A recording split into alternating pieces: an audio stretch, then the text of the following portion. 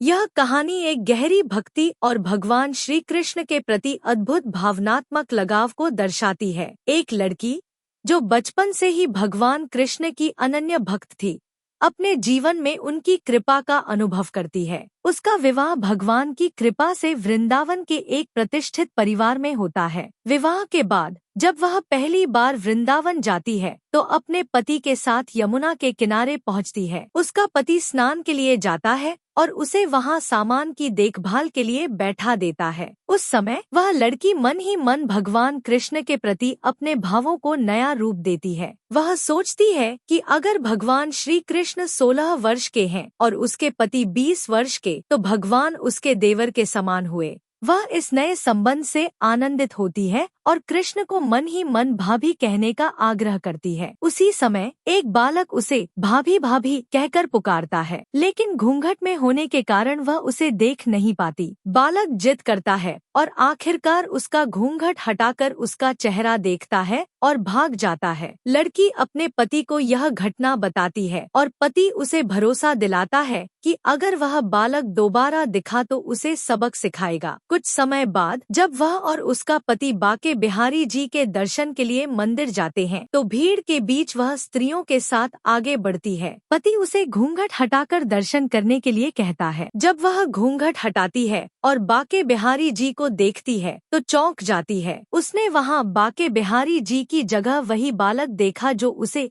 भाभी भाभी कहकर पुकार रहा था। वह अपने पति को बुलाती है और बताती है कि वही बालक सामने है। उसका पति भी यह देखता है और समझता है कि यह स्वयं भगवान कृष्ण है। वह अपनी पत्नी की भक्ति और भावना की सच्चाई को पहचानता है। यह कहानी इस बात का प्रमाण है कि भगवान सच्चे भाव के प्रति शीघ्र प्रसन्न होते हैं। लड़की का सरल और पवित्र प्रेम उसे भगवान के साक्षात दर्शन कराता है।